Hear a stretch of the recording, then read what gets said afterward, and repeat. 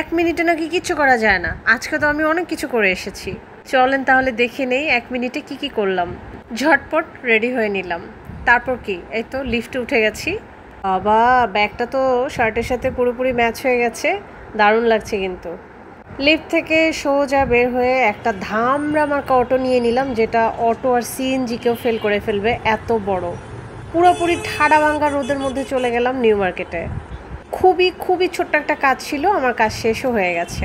আবার আরেকটা অটো নিয়ে আবার রোদের মধ্যে পুড়তে ব্যাক করলাম এলাকাতে।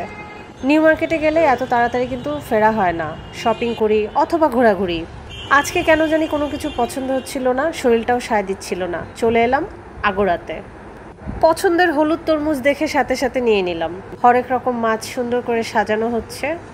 আগুরার এই একটা জিনিস সবচেয়ে বেশি ভালো লাগে, সেটা হলো ওদের এই ফিশ কর্নারটাতে কোনো ধরনের ব্যাড স্মেল নাই।